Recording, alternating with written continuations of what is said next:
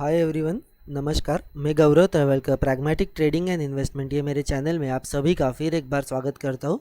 तो जैसे कि हमने पिछले वाले वीडियो में जो फ्यूचर्स एंड ऑप्शन की लर्निंग प्लेलिस्ट है उसके वीडियो में हमने डिस्कस किया था कि ऑप्शन क्या होते हैं, उसके बेसिक कॉन्सेप्ट्स क्या होते हैं और कॉल ऑप्शंस क्या होता है। तो उसी प्रकार से अब हम पुट ऑप्शन की तरफ जा रहे हैं। पुट ऑप्शन के बेसिक कॉन्सेप्ट को हम समझेंगे कि पुट ऑप्शंस क्या होते हैं। तो सबसे पहले पिछले वीडियो के मैं एक समरी आपको बताता हूँ कि ऑप्शन और उसका बायर और सेलर का जो व्यू क्या होता है। तो अगर हम यहाँ पे देखेंगे कि अगर ऑप्शन में कॉल ऑप्शन जो होता है उसका जो बायर होता है वो बुलिश होता है और उसका जो सेलर होता है वो बेरिश होता है। उसके बाद पुट ऑप्शन अगर हम देखेंगे तो पुट ऑप्शन का एग्जैक्टली अपोजिट होता है। पुट ऑप्शन का जो बायर होता है वो बेरिश व्यू रखता है और पुट ऑप्शन का जो सेलर होता है उसका व्यू मार्केट के लिए बुलिश होता है। इसका मतलब क्या, कॉल ऑप्शन का जो बायर है वो चाहता है कि एक सर्टन स्ट्राइक प्राइस जो वो चुन रहा है मार्केट उसके या तो ऊपर चला जाए या उसके ऊपर ही सस्टेन रहे और उसके ऊपर वो लेवल को तोड़ के और ऊपर चला जाए ताकि उसका अच्छा प्रॉफिट हो। और जो कॉल ऑप्शन का जो सेलर होता है वो ये नहीं एक्सपेक्ट करता कि एक सर्टन स्ट्राइक प्राइस जो उसे सेल कर रहा है वो उसके ऊपर प्राइस चला जाए। उसी तरीके से पुट ऑप्शन का जो बायर होता है वो चाहता है कि एक सर्टन स्ट्राइक प्राइस जो उसने चुनी है प्राइस उसके नीचे आए और जो पुट ऑप्शन का जो सेलर होता है वो नहीं चाहता कि वो सर्टन स्ट्राइक प्राइस के नीचे प्राइस चला जाए ताकि उसका जो व्यू है वो सही साबित हो। तो ये होता है कॉल और पुट ऑप्शन का जो व्यू। ज़्यादातर जो बिगिनर्स होते हैं वो इसमें ये कॉन्सेप्ट में बेसिक कॉन्सेप्ट में कंफ्यूज हो जाते हैं कि कॉल ऑप्शन का बायर का व्यू क्या है और कॉल ऑप्शन के सेलर का व्यू क्या है, पुट ऑप्शन के बायर का व्यू क्या है, पुट ऑप्शन के सेलर का व्यू क्या है। इसलिए ये मैंने एक कंसेप्चुअल अंडरस्टैंडिंग के लिए ये चीज़ आपको सिखाई है। तो अब हम जैसे कॉल ऑप्शन के केस में हमने रियल इस्टेट का एक एग्जांपल जो रियल लाइफ एग्जांपल है वो लिया था पिछले वीडियो में। तो उसी प्रकार से अब हम पुट ऑप्शन के लिए एक रियल लाइफ एग्जांपल लेते हैं। मान लीजिए आपकी कोई कार है और उस कार की वैल्यू है 4 लाख रुपीज़, कोई भी कार हो सकती है आपकी। तो इस कार का आप इंश्योरेंस करने के लिए मान लीजिए आपने 20,000 रुपीज़ का एक इंश्योरेंस कर लिया कार का। तो ये जो इंश्योरेंस का प्रीमियम आप दे रहे हो तो आप ऑप्शंस की लैंग्वेज में अगर बात की जाए तो आप एक पुट ऑप्शन है जो उसे बाय कर रहे हो और इस पुट ऑप्शन के अगेंस्ट अगर वो कार का कोई एक्सीडेंट हो जाता है तो आपको कॉम्पेंसेशन मिल सकता है। तो आप इस केस में ऑप्शन के बायर हो और जो इंश्योरेंस कंपनी है वो उस पुट ऑप्शन की यानी कि इंश्योरेंस कंपनी जो होती है वो पुट ऑप्शन की सेलर होती है। और अगर कार का एक्सीडेंट हो गया तो आपको जो भी कॉम्पेंसेशन है, आपका जो भी नुकसान है वो इंश्योरेंस कंपनी बेयर करेगी और आपको उसका कॉम्पेंसेशन मिल जाएगा। तो ये एक मैंने एग्जांपल दिया जिससे आप पुट ऑप्शन को रिलेट कर सको।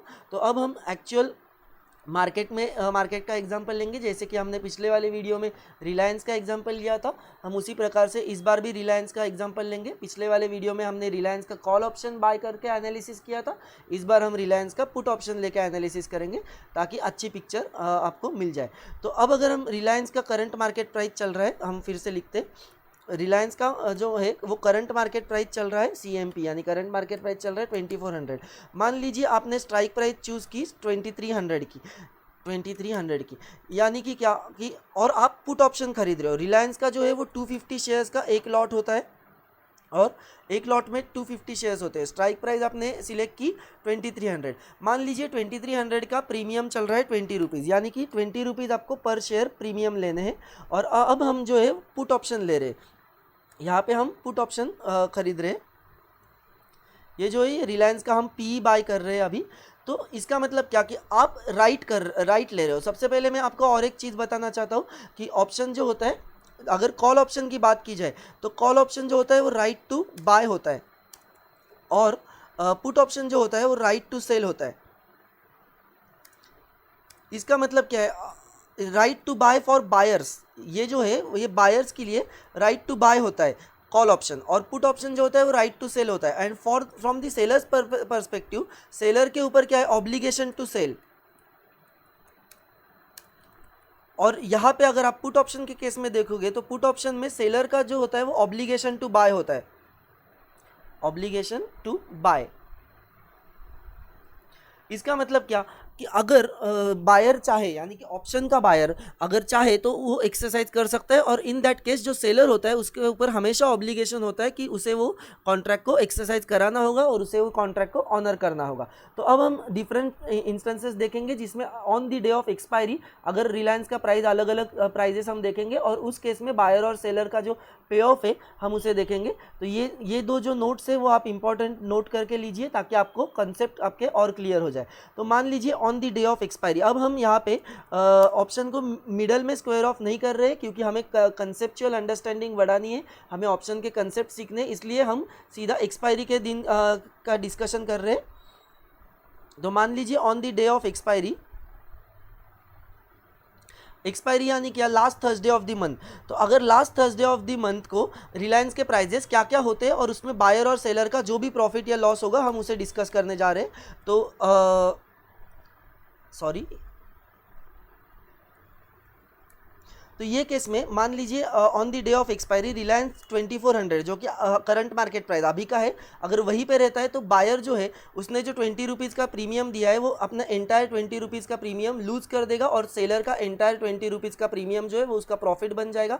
ये किस लिए बनेगा, क्योंकि देखिए जो स्ट्राइक प्राइस हमने सिलेक्ट की थी वो स्ट्राइक प्राइस थी 2300 की और मार्केट में भाव चल रहा है 2400। तो अगर मार्केट में ही वो 2400 पे उसका स्टॉक्स बेच सकता है तो वो इस ऑप्शन को एक्सरसाइज ही नहीं करेगा, बल्कि वो ओपन मार्केट में ही रिलायंस बेच सकता है, तो वो इस ऑप्शन को एक्सरसाइज नहीं करेगा और एंटायर प्रीमियम जो है वो सेलर का प्रॉफिट बन जाएगा। अब मान लीजिए प्राइस होता है 2300, तो ये केस में भी बायर का -20 लॉस है और सेलर का वो 20 रुपीज़ एंटायर प्रॉफिट है। अब मान लीजिए प्राइस होता है 2280। अब यहाँ पे ध्यान दीजिए ये केस में 0 यानी कि क्या, ये ब्रेक इवन है।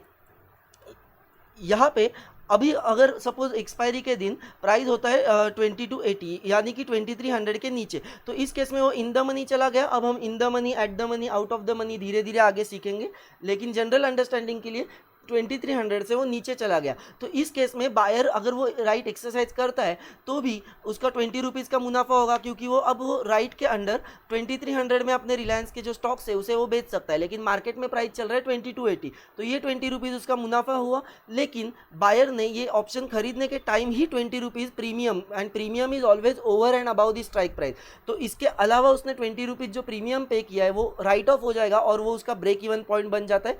इसलिए ये बहुत इंपॉर्टेंट है, ब्रेक इवन पॉइंट। तो 2280 जो है वो दोनों के लिए ब्रेक इवन पॉइंट है।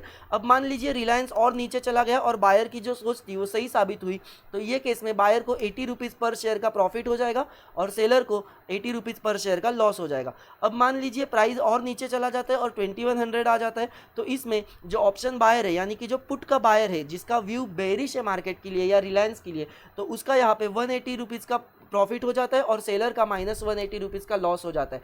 याद रखिए, जैसे हमने पिछले वीडियो में भी डिस्कस किया था कि बायर का जो होता है, बायर का हमेशा लिमिटेड लॉस होता है और अनलिमिटेड प्रॉफिट होता है, वेयर एज ऑप्शन का सेलर का, ऑप्शन सेलर जो है उसका अनलिमिटेड लॉस हो सकता है और लिमिटेड प्रॉफिट हो सकता है। मतलब ऑप्शन बायर का जो लॉस है वो it is restricted to the amount of premium that he has already paid, and option seller का जो मैक्सिमम प्रॉफिट है that is also restricted to the amount of premium that he has already collected from the buyer और he has received from the buyer. तो जो premium amount है उतना ही option buyer का मैक्सिमम लॉस हो सकता है और उतना ही ऑप्शन सेलर का मैक्सिमम प्रॉफिट हो सकता है।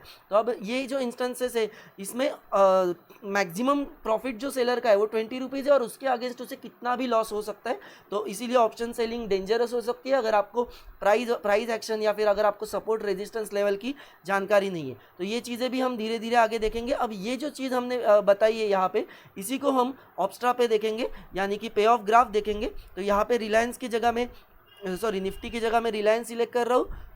रिलायंस का हम ऑप्शंस में देख रहे हैं यहाँ पे 28 जुलाई जो कि last Thursday of the month है, जो हमारी एक्सपायरी होगी, और हमने 2300 का पुट ऑप्शन सिलेक्ट करना है जो कि हमने एक्सेल पे भी देखा था। तो अब अगर हम देखेंगे तो इसका प्राइस चल रहा है 20.35, लेकिन हमारे एक्सेल से मैच करने के लिए, क्योंकि मैं आपको सिर्फ कंसेप्ट समझा रहा हूँ, तो हम एक्सेल की तरीके से हम इसे 20 रुपीज़ लेंगे और एक लॉट हम बाय करके देखते हैं। तो अब अगर हम यहाँ पे एक लॉट बाय करते हैं तो ये ऑप्शन बायर बन रहे हैं हम, और यहाँ पे हम पे ऑफ ग्राफ समझ रहे। तो यहाँ पे देखिए -5000, this is the maximum loss. आप याद रखिए मैक्सिमम लॉस क्यों है, क्योंकि ये जो 20 रुपीज़ है इनटू रिलायंस का जो लॉट साइज है वो 250 है, तो 250 इंटू 20 ये मैक्सिमम 5000 रुपीज़ पर लॉट, यानी कि पर लॉट के अगेंस्ट बायर को मैक्सिमम लॉस सिर्फ 5000 तक का हो सकता है, यानी कि वो जो 20 रुपीज़ उसने पे किए वो एंटायरली जीरो हो जाएंगे, उसके ऊपर ऑप्शन बायर का कोई भी लॉस नहीं है। अब हम इसे जूम करके देखेंगे। फॉर बेटर अंडरस्टैंडिंग ये देखिए, अब इसका जो ब्रेक इवन है ये 2280 है, यही चीज़ हमने एक्सेल पे भी देखी थी। ये जो ब्रेक इवन है ये 2280 है। ये 2280 क्यों है? 2300 तक अगर वो जाता है तो ऑप्शन बायर अपना एंटायर प्रीमियम जीरो कर देगा, यानी कि एंटायर प्रीमियम वो लूज करेगा। लेकिन जैसे ही प्राइस 2300 से नीचे चला जाता है तो 2300 टू 2280, यानी कि ये जो 20 पॉइंट है, जो ऑप्शन बायर ने पहले ही प्रीमियम दिया था, पहले ये जो रेड लाइन ऊपर जा रही है ये अपने पहले प्रीमियम रिकवर कर रहा है एंड देन उसका अनडिफाइंड प्रॉफिट या फिर अनलिमिटेड प्रॉफिट हो सकता है। तो इसका मतलब क्या है, अगर रिलायंस 2100 आ जाता है या मतलब 2000 हो जाता है, 1900 हो जाता है, तो जो ऑप्शन बायर है उसको प्रॉफिट बढ़ता जाएगा। कितना भी बढ़ता जाएगा, जैसे कि ये कर्व आप देख रहे हो, this curve can go to infinity in theory, not practical of course. तो इसका मतलब क्या है, जितना वो घटता जाएगा उतना ऑप्शन बायर का प्रॉफिट बढ़ता जाएगा। अब इसी चीज़ को हम बीइंग एन ऑप्शन सेलर, हम इसे ऑप्शन सेलर की नज़रिए से देखेंगे कि अगर ऑप्शन बाय करने के जगह कोई बंदा 2300 के पुट ऑप्शन सेल करता है तो उसका पर्सपेक्टिव क्या होगा। तो instead of buying this now I am selling this. तो अगर एग्जैक्टली आपको देख सकते हो कि इसके एग्जैक्टली उल्टा ग्राफ बना, यानी कि क्या, ऑप्शन सेलर का जो मैक्सिमम प्रॉफिट है जो कि ऑप्शन बायर का मैक्सिमम लॉस था, ये हमेशा इक्वल रहेगा as this is a zero sum game. यही चीज़ हमने एक्सेल पे भी देखी थी, अभी यही चीज़ हम यहाँ पे पे ऑफ ग्राफ में भी देख रहे हैं। अब इसको हम जूम करके देखते हैं। ये देखिए, तो ये जो लाइन है आप नीचे यहाँ पे देख सकते हो, ये 2300 है एग्जैक्टली, और यहाँ तक जो ऑप्शन बायर है, ऑप्शन सेलर है, उसका maximum profit 5000 to the extent of the premium that he has already received. अब ये जो एरिया है, ये जो लाइन ग्रीन लाइन नीचे आ रही है, इसका मतलब क्या है कि ऑप्शन सेलर जिसने ये नेट क्रेडिट, यहाँ पे देखिए नेट क्रेडिट उसे 5000 मिला at the time of selling option, तो ये ऑप्शन इसका मैक्सिमम प्रॉफिट है। अब उससे सबसे पहले ये 20 रुपीज़, यानी कि ये 5000 रुपीज़, 20 रुपीज़ पर share into the lot size that is 250, ये उसे पहले गंवाने होंगे, इसलिए ये लाइन पहले जीरो तक जाएगी जो कि प्लस 5000 है, यानी कि ये 20 रुपीज़ का प्रीमियम पहले जीरो एंड देन उसको जितना भी उसने ये किया है, जितना भी उसका प्राइस नीचे चला जाता है उतना ही पुट ऑप्शन के सेलर को लॉस होता जाएगा and this is technically undefined या फिर अनलिमिटेड लॉस। यही बात हम कर रहे हैं, अगर ये इसे हेज नहीं करता तो उसका लॉस अनलिमिटेड हो सकता है और वैसे ही ऑप्शन बायर का प्रॉफिट भी अनलिमिटेड हो सकता है। तो ये था हमारा पुट ऑप्शन का बेसिक्स। यहाँ पे मैं इसे हाईलाइट कर देता हूँ ताकि आपको समझने में आसानी हो। ये देखिए, ये जो लॉसेस है हम इसे रेड में हाईलाइट कर रहे हैं और जो प्रॉफिट है हम उसे ग्रीन में हाईलाइट करेंगे फॉर बेटर अंडरस्टैंडिंग। तो ये इसमें हमें क्या पता चल रहा है, जो बायर का प्रॉफिट है वो सेलर का लॉस है, जो सेलर का प्रॉफिट है वो बायर का लॉस है and this is the break even, यानी कि 2280 को ना तो बायर को प्रॉफिट हो रहा है ना ही सेलर को प्रॉफिट हो रहा है, फिर भी दोनों को, अगर ऐसा सिचुएशन आता है इन दैट केस ऑल्सो आपको ब्रोकरेज एंड टैक्सेस, ये आपके जो लॉसेस है वो आपके वो तो आपको पे करने ही होंगे because that is the cost of buying और सेलिंग द ऑप्शन।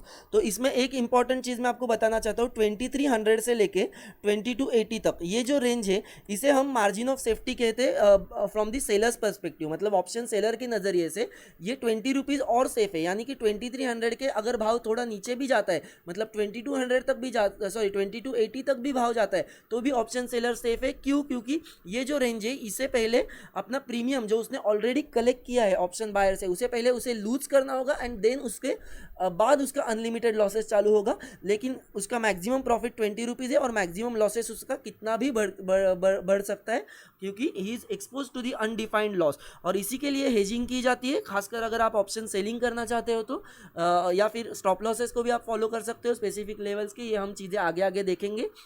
और इतना सब होने के बाद भी मैं आपको एक इंटरेस्टिंग चीज़ बताता हूँ कि अगर आप ऑप्शन सेल करते हो तो आपको 78% टू 80% आपकी प्रोबेबिलिटी विनिंग की हो सकती है, यानी कि मैक्सिमम टाइम्स ऑप्शन सेलर जीतता है। वो क्यों जीतता है आगे आगे हम जैसे ऑप्शन ग्रीक्स देखेंगे, आगे आगे हम in the money, at the money, out of the money, सारी प्रोबेबिलिटीज़ हम देखेंगे जैसे आगे के वीडियोज़ में।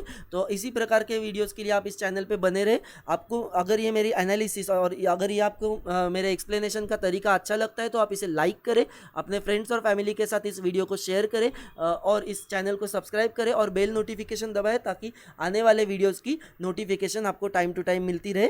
Thank you. जय हिंद।